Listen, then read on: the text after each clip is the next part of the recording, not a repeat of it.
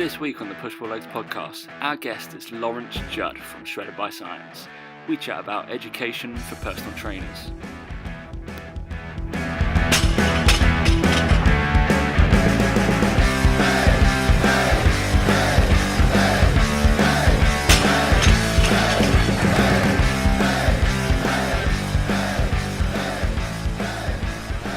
Three, two, one. Lawrence Judd.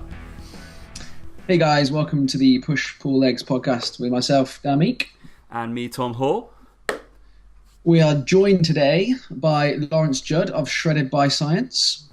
Say hello, Lawrence. That's where you come in, mate. Good. Hello guys, how are we doing? It's weird for me being on the other side of the microphone. I'm usually the one interviewing as opposed to being interviewed, so it's a novelty for me. Yeah, you've got some knowledge that we want to hear about. We want to share it with the world rather than you asking the questions. That's a lot of pressure. Not compared to what they usually get with me and Tom. Don't worry about it. So we caught up. It would have been last weekend, the weekend before when this goes out, at the 3DMJ conference, which was put on by yourself, which was a great event, and I think we all took a lot from it. So off the back of that, we just thought we'd have a chat about all things powerlifting and sort of your journey in the fitness industry. So I know Tom's got a few things he wants to run past you in terms of powerlifting, and then after the break, we'll sort of talk about your journey, where you've come from, highs and lows, and then we'll discuss what the future holds for Mr. Judd and Shredded by Science. What the future holds for Mr. Judd. Wow. You expect me to know what the future holds for Mr. Judd? I have no idea what the future holds for Mr. Judd. Let's say you want to hit a 300 kilo deadlift, something like that. Just predict. Oh, okay. That's very personal goals, Dan. I think I thought you were relating to the business. I know. Either or. Either way, I'll sit and think in the back of my head what on earth I'm going to achieve in the future. I don't know. Cool. Anyway, let's it was good. Should ask me some questions. Go. Should we crack on to Judd's kind of specialty from what I kind of know you as a kind of a educator / powerlifter? Would that be fair to say? If people don't really know who you are audience-wise, do you want to go through that a little bit? Sure. So Dan introduced me and obviously said I'm from Shredded by Science, which is perfectly true. We specialize in just delivering personal trainer education. We got a little bit fed up of the courses for personal trainers, either the personal trainer qualifications themselves or a lot of the kind of continued professional development courses being subpar, I think is probably the nicest way of describing that. Yep. So we set about developing a course that we thought fitted not only our pretty high standards when it comes to personal trainer education, but also fitted what the industry wants and needs right now. I help deliver a few of the modules on the academy relating to, I do one on kind of the biochemistry of nutrition, and then there's a few more on supplements and general kind of nutrition programming and stuff like that. It's not fair to say I'm a power lifter because I've never competed. I have no immediate intentions of ever competing, and I know a lot of people get very, very annoyed if you say, "Oh, I'm a powerlifter," when you've never actually stepped on a platform. So to that end, no, I'm not a powerlifter. However, I do coach a number of powerlifters and a number of people involved in strength sports. So lifting heavy things is something I enjoy, something I do quite a lot of. I am just not a competitive enough individual in that field to have ever stepped on a platform before. It's not something I'm ruling out. However, the only reason I would ever step on a platform is so I can coach people better, so I can relate to that particular part of the powerlifting experience a little bit better. But it's not something I have a massive drive to do. I'm far more laid back when it comes to life than a lot of people. So my competitive drive isn't huge. I do right by me. Yeah, it's cool, man. Because I've started powerlifting for the last strength training, I guess, like year and a half, and I've been itching I guess it's a little bit opposite. I've been itching to get on a platform, getting my lifts up decent enough, and then Dan's helping me come down weight-wise to actually step up, because I guess it's totally different personality, I guess, in terms of actually trying to see where you match up. But yeah, absolutely. I mean, throughout my childhood, I was never the sporty one. I was always the more academic one who then did lots of music.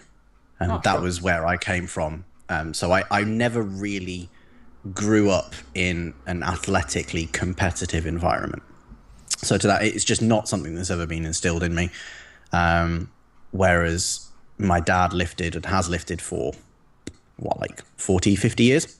So that environment, again, is something that I've grown up around, but it's never been a kind of a really competitive one. It's just been more, this is just what happens. This is just what you do. Yeah. So in terms of powerlifters and kind of strength guys, is there any big names, big shout outs you want to give to any of your athletes that are putting some decent numbers out there at the moment? Or all of the people I coach, regardless of their numbers or not, all of the people I coach do an incredible job.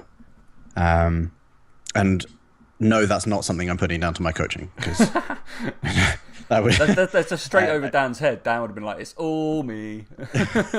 No, I just put some numbers on spreadsheets, and then if they message me kind of having a bit of a freak out, I talk to them. But no, if you want numbers, my most prolific powerlifting client competes in the BDFPA, so the British Drug-Free Powerlifting Association, which is affiliated with the WDFPF,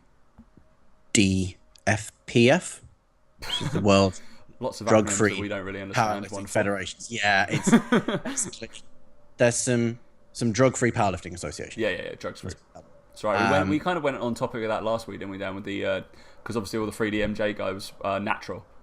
Yes. We did go into that topic a little bit, but yeah, I guess. Yeah. So she has in competition. She weighs around about 49 kilos. She's pretty small. Yeah. Has, I think, her best lifts were 90 kilo squat, a 55 kilo bench, and then a 132.5 kilo deadlift. So bloody hell, there you go, Dan. There's something to aspire to. So that's about my body weight. So, yeah. And then I worked with John Clark. Yep. For about 4 months to prep him for the Midland's Strongest Man. He basically came to me and said, "I want to deadlift 400 kilos." I had a minor panic attack and then went, "Okay." And he so I think people know from the podcast, John Clark's my coach. So probably he's just kind of filtering any programs he gets from you. He just passes them on. John's programs were absurdly simple. Yeah, like really unbelievably simple, because it was just these are the sessions. We are just progressively overloading from week to week. Yeah, deloading when we need to, and he hit a 400 kilo deadlift within 6 weeks.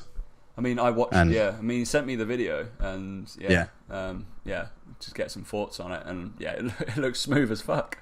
It was. It's funny how with that kind of thing we've touched on it before so many times. It's nutrition's almost the same for me with the training side of things. Is that it is so simple, but it's really not easy, because when you do it on your own, you overthink everything and you think you're invincible and you think you can carry on doing everything. Whereas actually, if you were to program for a client, as we all do, you would do really well. But the fact is, you never stick to your own plan. So you have to have someone you're accountable to who just goes, "That's it. It's that simple." It's not easy by any stretch of the imagination, because you feel like sometimes you're being held back, or you want to go progress further, or you think you can do more. And sometimes it's just all you need is someone else's guidance. Yeah, it's a very strange one. I mean, John's nutrition was, I didn't touch it at all. On our client intake forms, we have a section where people kind of list their current nutritional habits. He gave us rough kind of calorie and macro breakdowns, and I basically just went, "Look, I don't care, just eat." and eat shitloads. And I think he did. So, I mean, it's what a lot of people forget is that nutrition is just kind of permissive. Like the main stimulus with anything strength related, certainly, is going to be your training. It has to be your training. If your training isn't, I don't want to say optimized, because nobody's training is ever optimized. The body is such a dynamic organism that you can never optimize it at any one particular time. But if your training is sticking to certain basic principles, then adaptation will happen. Nutrition will permit that or not permit that, but it's only in very certain circumstances that it doesn't permit that. The body is, again, such an adaptive organism that you can do a lot without really touching nutrition. So if you train effectively. So it's like it's something that I'm feeling at the moment. I'm on basically like working up to 4 sets of threes, but then hit like 3 pluses in my training. But Dan knows, as he's doing my nutrition for this competition, but Clarkie's doing my training. They're not really interluding together, but Dan's putting me in a deficit to come down, and I smashed my 80% for like 9-10 reps this week. AKA, they're not 80%. They're not 80%, exactly. So no longer they are not 80% of my 1RM. But then you're kind of sitting there going, hang on a minute, Tom, you're in a deficit of calorie. How is that even happening? Well, this is the thing. I think a lot of people will listen to bodybuilders talking, and obviously bodybuilders, when they get that lean, they stop being able to lift quite so much. Yeah. Everyone listens to them, and then it's this weird kind of nocebo effect where people start dieting and then all of a sudden think, oh, my strength is going to tank. And then they basically, for want of a better word, just become pussies in the gym. And they just won't train to the same intensity. And they're like, oh, my strength has dropped because I'm dieting. I'm like, no, that's not how it works. That's not really what happens. No, that's not at all what happens. It doesn't just automatically go. Unless you do something really stupid with your diet. At which point, it might. If you just stop eating, then you'll probably lose a bit of strength or lose a bit of work capacity. If you go on some form of protein-sparing modified fast, then your training's probably going to suck. But if you are just in some moderate calorie deficit, guess what? You can still train, you can still get stronger, even if you maintain your training weights, because your weight is going down. Your Wilt score is going to go up if you compete in powerlifting and if a Wilt score is something that matters to you. But either way, your relative strength is going to go up. So, something that I found in my diet, I think so far, is up till about 2 weeks ago, my numbers were fine. I was still training pretty hard. Our volume was quite low for most people doing like physique sport. In my opinion, it's very, very low because we wanted to keep the load very high, and that's the way we know how to do it. Is because the more volume we have to do, the more we're going to suck. And definitely since my last cut in calories, I've definitely noticed it because, and again, I know why though, and mainly because I keep most of my calories for the end of the day because that's when I'm more likely to go off the rails if I don't have a certain amount of food in the house. Whereas if I was just bothered about pure strength and I had a decent carb serving before training, I'd probably feel great and I'd probably still be able to lift some decent loads. But it's balancing out that trade-off between I'd rather just get the volume in, sacrifice a bit of the load. But you're right. And in a deficit, you can gain strength. Sure. Like you mentioned with the body weight to strength ratio. If anything, you can actually some people get stronger. And like you say, some of the powerlifters, when they, like say, Tom, is that in a very moderate deficit to try and get rid of 4 or 5 kilos of body fat when he's probably got 25 sitting on him. It's actually not that hard. And in that's from that point of view, is it's actually then more about, like you say, if you go into it feeling like you're going to struggle, of course you're going to struggle. It's about making sure that you time the nutrients correctly and you'll feel great. But even then, I think if you asked a lot of powerlifters, let's face it, they eat quite a lot of food anyway. Yep. So if you go from eating 3,500 calories to eating 3,000 calories, that's still a relatively sizable deficit. Like, what is that as a percentage? It's like a sixth drop or something. Yeah, about 17% calorie deficit, which is a moderate size deficit. But you're still eating 3,000 calories. And in terms of your body's ability to sense energy and your body's ability to perform as a result of sensing that energy, that's still quite a lot of food. So I think a lot of people just complain for the sake of complaining.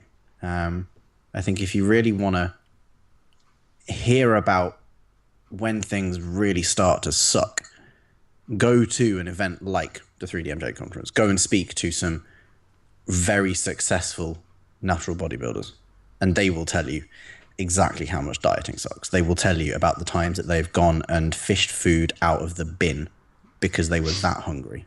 They will tell you about just the dumb stuff they've done because their brain has just stopped working when they are that lean. And to hear that as a powerlifter or someone who coaches powerlifters who moan when you take some calories away and they're still eating God knows how many, you're just like, come on, dude, really? This literally sounds like mine and Dan's relationship right now. I complain. He sent me a text this week about my fats and my carbs, and they were coming down 50 carbs and 10 fats. And I just sat there and I complained to literally every person in my team, and just walked around going, "Dan Meek's a prick. I don't hate him. So I'm down at 2,800 calories. He's never setting foot to be in my team fair, again." I don't think you have a Laura Baker cooking you protein pancakes every day. So it probably makes it a little more difficult. Exactly. So they are very good-looking protein pancakes, to be fair. Yeah, the great thing about those is they actually taste really good. Like, it's not, you know how I've had protein pancakes before. Like, we used to have them at the gym I used to Tom. Bring them, yeah. Yeah, they were awful, like just horrible. And the macros on me to go, that's 15 grams of fat. What's the point? And these, and like Laura's, she just made some today. She brought them around. And banana and fudge cookies. Oh my god, like incredible! But I won't rub it in, guys. I was at that management. I had a management seminar yesterday, and I got given some. She was like, "Oh, complimentary protein cookies."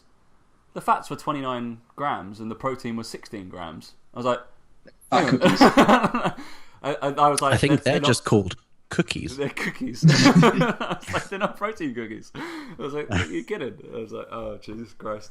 It was very odd that what passes for protein something right now. As long as is it just got to be above like 14 grams, and then you can call it a protein. I'm pretty sure I've seen some protein cereals with like 8 grams per serving.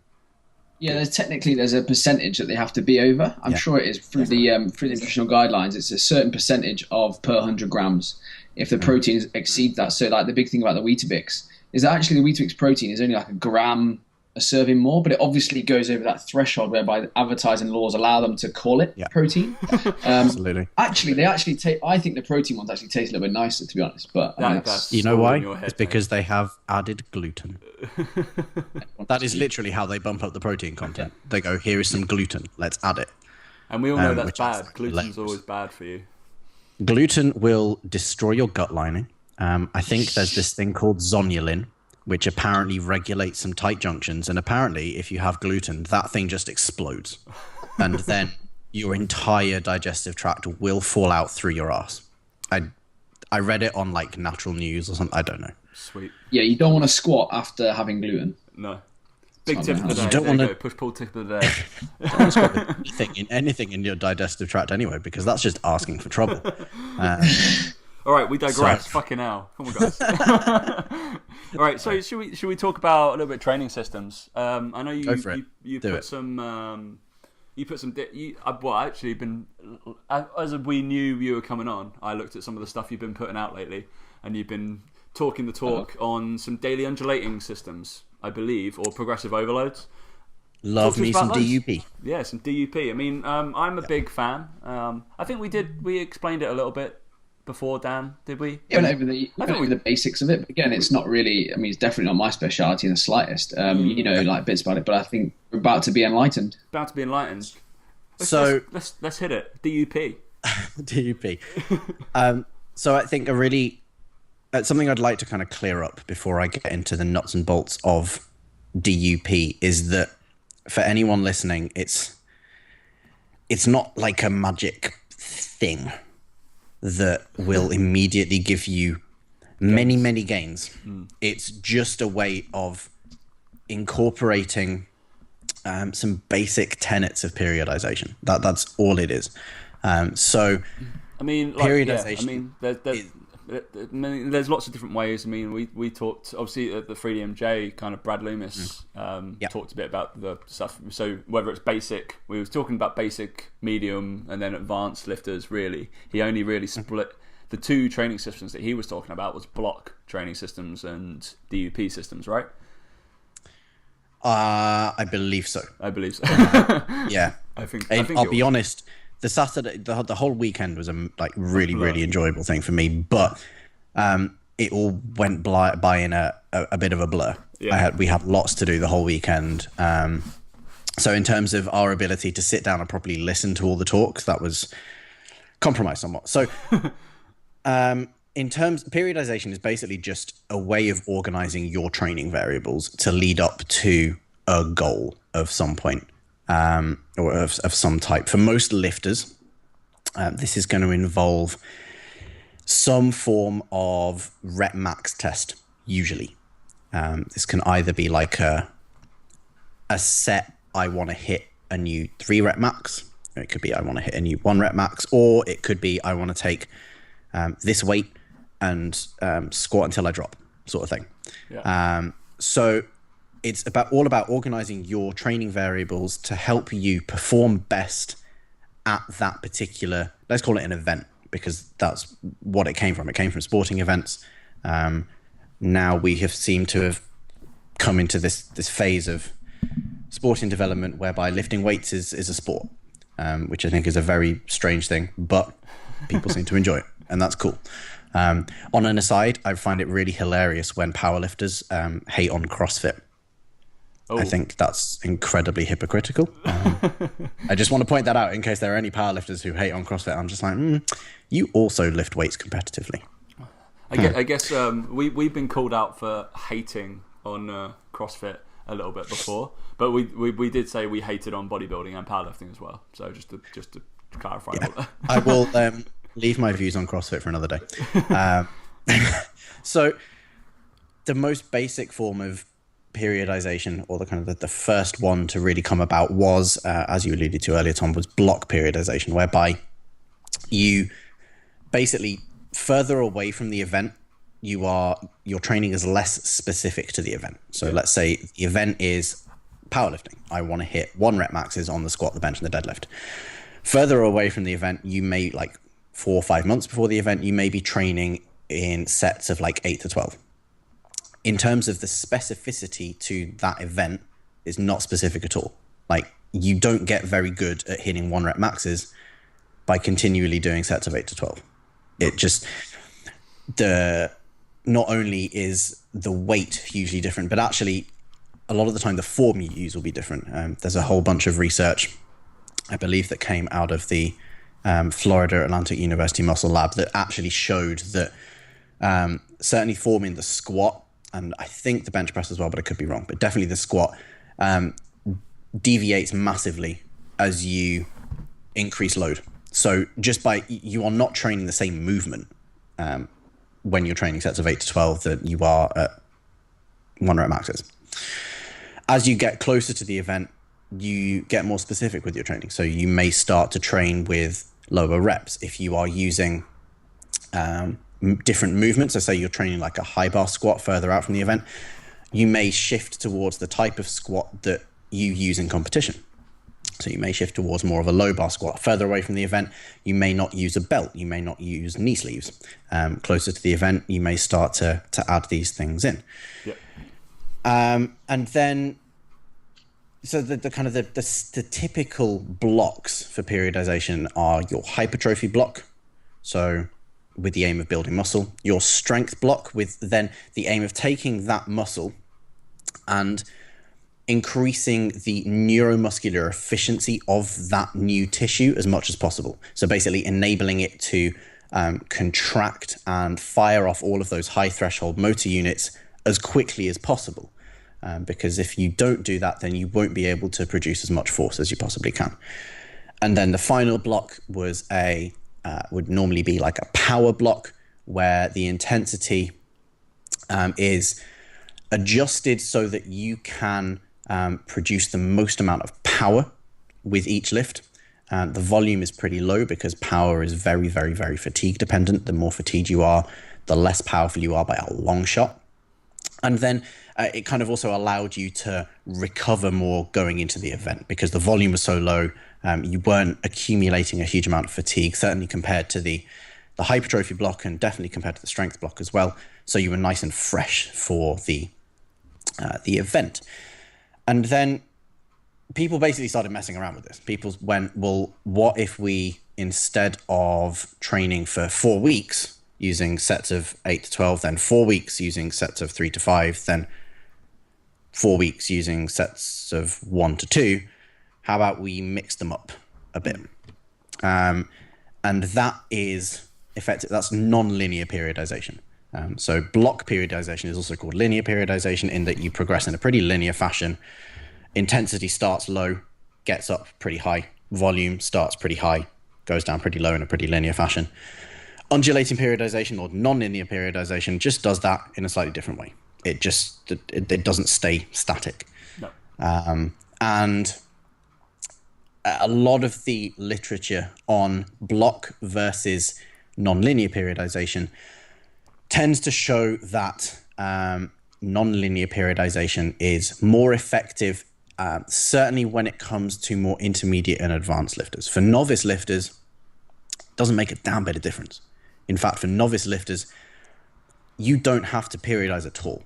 Novice lifters can just go into the gym, lift some stuff, go home, eat breakfast, lunch, and dinner the way they normally would, and they will get a lot stronger and they will put on muscle mass for a certain amount of time. I mean, that's what we've taken on a few guys lately, and that is literally word for word what I've said.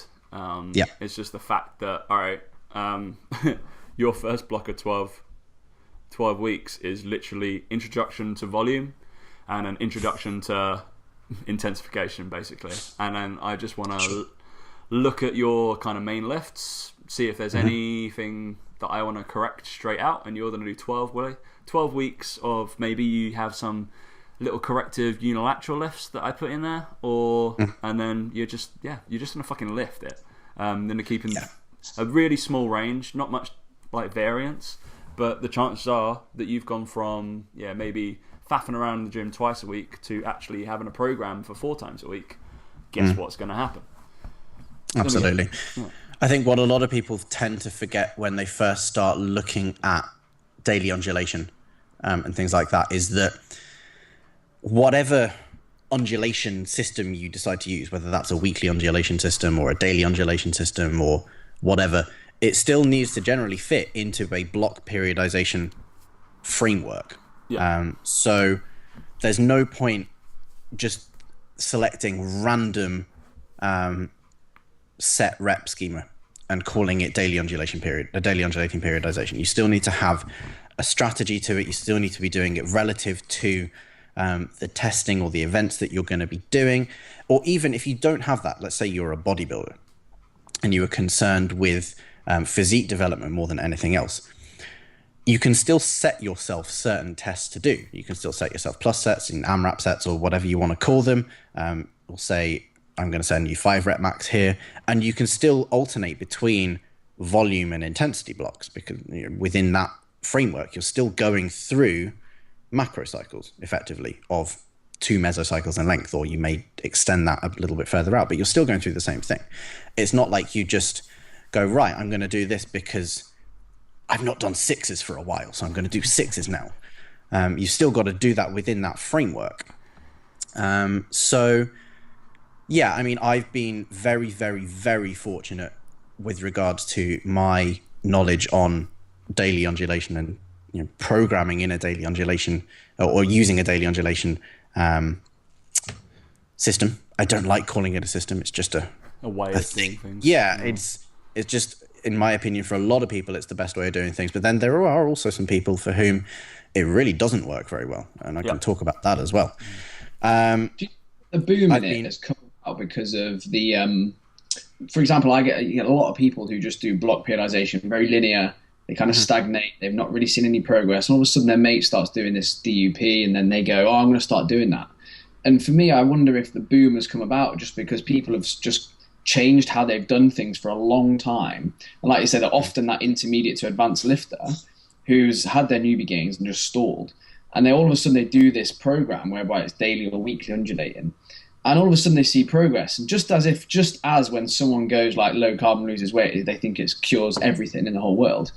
It's almost like you've done the same with DUP a while ago. Now all the people that I know who specialize in it, and not specialize, that's the wrong word, people who know it very well and who apply it very, very well, are now saying, look, this isn't like the be all and the end all. This is just a way of doing it.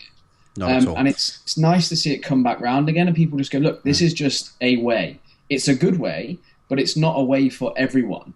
And hearing you say that's really refreshing. It's good to see that it works for certain people, and you have to identify who it works for. Yeah, absolutely. So I think with that point, a lot of people who have been running things in a very linear fashion, I'm gonna generalize quite a lot here, but I think it's a fairly accurate generalization when I say this. I think a lot of the people who you were talking about there are going to the gym for the purposes of looking good.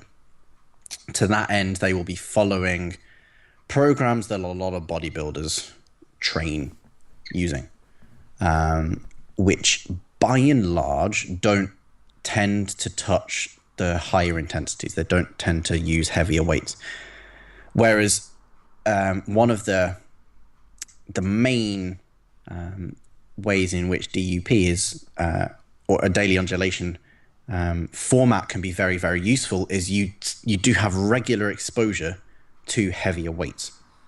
Obviously, heavy is going to be relative to what block you're in. So for example, with some lifters, their heavier work in a volume block may be sixes. That may be their strength work for that block, purely because the aim of the block is to accumulate a lot of volume. Conversely, for someone in an intensity block or someone peaking for a powerlifting meet, their heavy work may be sets of like 1 to 3, which is pretty heavy. So I think a lot of people benefit from going into a daily undulation format from probably like an unplanned or just fairly random format, because one, it gives them some structure that maybe they didn't have before. It gives them some actual progression as well that maybe they didn't have before. A lot of people will go into the gym and say, oh, I'm not a weightlifter, I'm a bodybuilder. I can just stretch and squeeze and things will grow, forgetting that you're not taking the amount of drugs that Kai Green is taking.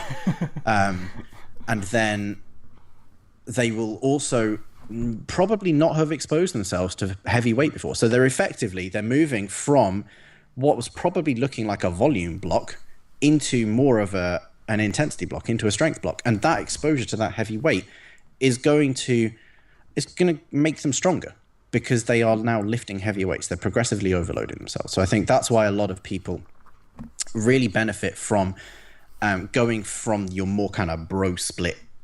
Again, there are pros and cons to that, like with everything, but going from that to more of a daily undulation type thing. Also, you tend to train more frequently. You tend to train your squat, bench, your big lifts more frequently. That's going to make you damn strong. If you're going from training something once a week to training something multiple times a week. Again, for most people, there are always caveats to this. But again, I've been fortunate enough to learn from Dr. Mike Zordos himself, because he teaches on the SBS Academy. He teaches the powerlifting module, and he does a crap ton of research on DUP. Like most of the stuff that comes out of their lab. I know I'm probably wrong in saying that. A lot of the stuff that comes out of their lab, most of the stuff that I read that comes out of their lab, let's put it that way, is to do with DUP in some aspect. And his doctoral thesis was comparing two modes of DUP, which is really, really cool. So I was lucky to sit and watch him present on the SBS Academy for 10 modules worth of stuff. And it's just really cemented my knowledge. And when I was writing the exam for his module a few weeks ago and having to go back and rewatch all the videos, and there's still stuff I'm learning, there's still stuff I'm picking up, and I'm looking back at the programs I've written the day before and going, no, I'm going to change this now because that was dumb. So I was really, really lucky to learn from him with regards to that. But I did say I'd touch on the people that DEP doesn't work for, and I think that's because I've made it sound really, really good. But interestingly enough, John was one of the people with whom I did not use some form of daily undulation, purely because he lifts so damn heavy that his warm-ups take 45 minutes. I mean, for guys who are pretty much that strong, I would hazard to guess that the amount of torque or force that's being kind of elicited on the joints anyway, through 3 times a week and in not splitting it up, that's going to be, let's say, far too much of a stimulus, and then you're risking of injury. It's not even that. If you are looking for them to train 3 times a week, it's possible. It's possible for him to squat 3 times a week, but he would be doing like 1 to 2 working sets per session. What I mean is, if he were to let's say squat and overhead press in the same session, it would take him about 45 minutes to warm up for each lift. That's an hour and a half of just warming up. Yeah. Then he's still got to perform all of the sets. Then he's only done 2 exercises at that point. If you want to do any, he's going to be in the gym for 3-4 hours. So to that end, this is something I always program based off. I always program based off the amount of time that someone has available to train, because my entire kind of philosophy around fitness is that it should enhance your life. It shouldn't really like massively impact on it in any way. Like, you should be able to live your life, go to the gym regularly, eat relatively what you consider a semblance of healthy, and not have it massively impact on your life to the extent that your social life is being sacrificed, to the extent that your relationships with your family are going, etc., etc. So for him, I'm not going to have him spending 3 hours in the gym, 4 hours in the gym, 4 days a week. That is just not feasible. So to that end, having him do 1 main lift per session, it may not be quote unquote optimal in terms of he's only training each lift once per week. But you know what? It's a damn sight better than him training 4 hours, 4 days a week, losing all of his friends, his family going, you know what? This is terrible. It's just, for some people, it doesn't work because their life means that, their life and their strength levels mean that it's not suitable for them. It's something that you've always got to consider when setting up someone's training program, is like, how is this going to impact on their life? You're not dealing with robots. And again, as online coaches, it's quite difficult to remember that sometimes, because you're working with spreadsheets. It's not spreadsheets and emails. It's not often that you are like really getting to know someone. That's the state for a lot of online coaches. I make an effort to really get to know the vast majority of people I work with, because I feel that's a really, really important thing for me to do in terms of setting up their training around their life, not the other way around.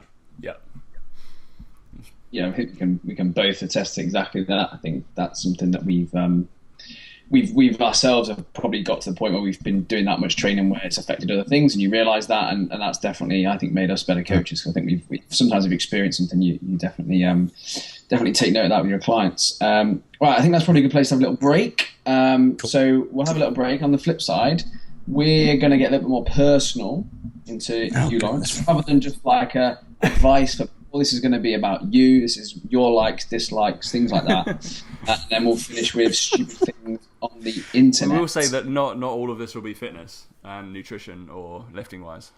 Good, because that stuff can get very boring. As far as there's a bit more listening to us for that, but this is where the real content starts. Push Pull Legs online coaching is open. Contact us at info@pushpulllegs.co.uk.